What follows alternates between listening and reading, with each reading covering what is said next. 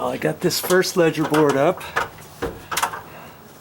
and I cut it so it was snug. See, I had to kind of tap it in there because I didn't want it to fall down, and I wanted it to be tight enough so that I could tap it up or down or whatever, because my flooring is 3/4 of an inch thick.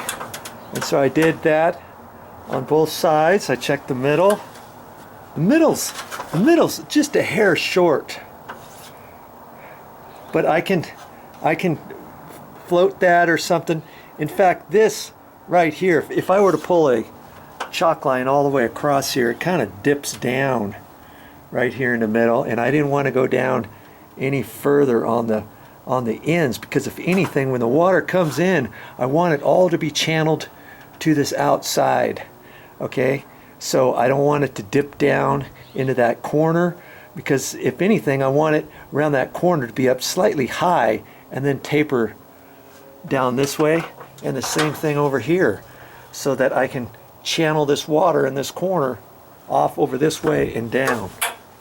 Okay, so I got this one here too,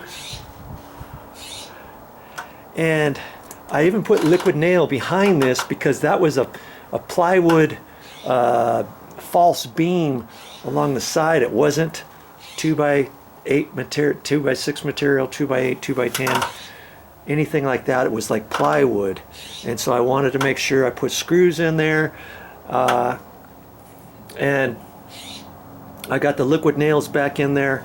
And before I went and screwed it all off, I just wanted to make sure I was exactly right, because I had it right over there, and I had a screw in there, and it was up just a little bit too high after I measured it.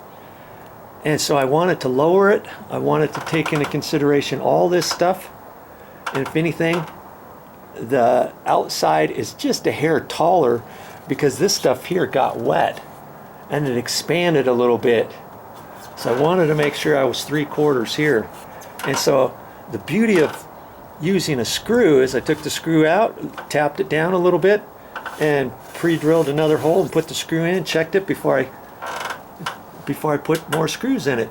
You can do that with screws. You can't do that with nails. And I didn't want to use a nail. Here's a knot. I didn't want to use a nail right there. It could have split the 2x6. This wood back under here is 17 years old, and so I thought, nothing doing. I'm going to pre-drill, measure that, and I cut that nice and tight, and I used my little angle piece on there, and I held it up on top of here. I got the right angle, and then I transferred this angle to my wood, because this is the high point. This is a low point. If you were to put a square on here, it's not square. This tip is sticking over beyond square a little bit, and this one, if you put a square on there, the square's up this way. So see, I just set that up above, but now that I have that, I can just hold that on there and I get my angle. And remember I told you I was going to put my string? Well, I don't think I'm going to put my string, but if I did, if this was the outside, I could have put my string on there, and here put a screw in there, wrapped the string around there, and then held this up to the string. But because this column is here, I've got a pretty good idea that this cut over here is going to be the same as that. And before I put these pieces on, I'm going to cut. I've measured a long one 16 inches over to about here, and I measured from the long point to the short point, and I'm going to cut it kind of snug, and I'm hoping it's going to fit snug right there, and I'm going to use that one for right there, 16-inch centers. But I don't have the exact mark yet. I've just got the approximate, and then I'm going to tap that over to here and over to here. That way it'll get me my exact line for those little blocks. Okay, and then I can look at that, and it should be, this line here now should be level straight across, and then it's from that point should be going downhill, and I'm going to check that out once I put that one piece on here, because this long piece is never going to change, right? Never going to change. So then I can double check this, and if I have to, if I think, oh wait, this corner is going to be too low or it's going to be too high, I need to tap it down a little bit, I may have to adjust this plate here, and I don't mind doing that. I only have 2 screws in it. I can undo the screw, tap that down, tap it up, whatever, tap it down, tap it up, whatever I have to do, because I don't know if their wall, if their existing wall is exactly where it's supposed to be in relation to this wall and that wall. You follow me? So that's why I'm not going to nail this off. I'm not going to screw it off. If you start nailing this off and you wanted, oh shoot, I want to move that slightly down because it's not lining up with this. Oh well, I just have a bump in the outside corner there, or a dip in the floor or whatever. You know, if you have a dip there, the water's going to settle right there and it's not going to come out. Or if it's up too high, maybe the water gets caught in this corner and it doesn't come over this way to then go out over there. So lots of things I have to take into consideration. So I've got my angle piece. I'm going to transfer this angle, and I held it, and it's pretty close to the same angle over here. If I line that up, it's pretty close to being the same. Okay, slightly off, but it could be because of the stucco or something. I'm going to use this angle for both of them and see how well it works out for this first one, and then I'll cut it snug. Like I say, I want to try to cut it snug so I don't have to just hold it up by myself and try to line everything up. So if I get it snug now, I won't have to do that. You follow? And then once I do that, I can get everything adjusted exactly how I want it.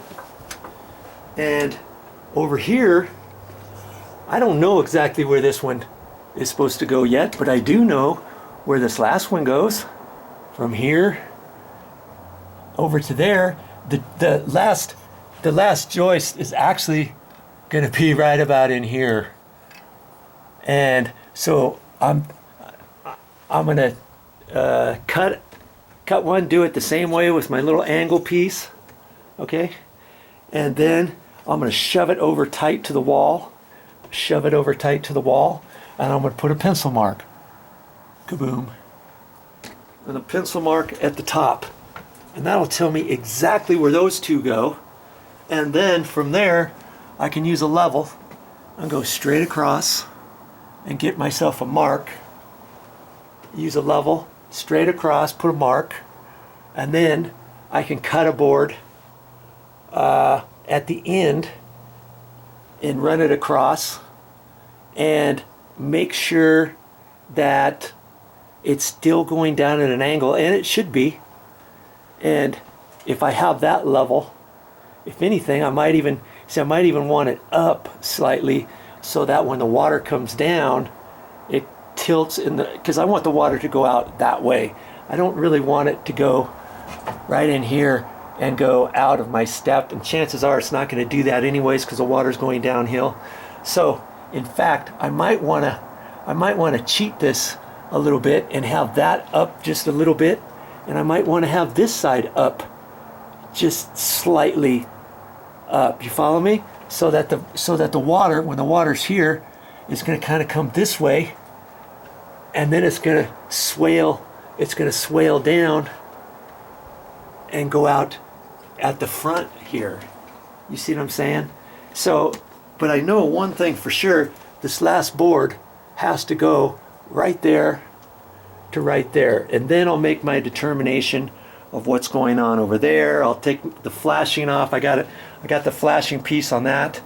I'll hold that up there, line that up, and see what's going to happen. Because see, if I got just a perfect level line right there, when the water hits this wall, it's just going to kind of set there, isn't it?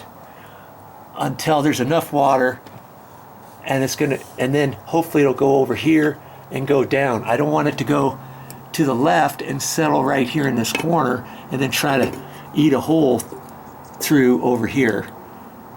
You know, I want everything channeled over here. And they might have done that, I don't know, because everything was so messed up when I ripped it apart, I couldn't check anything.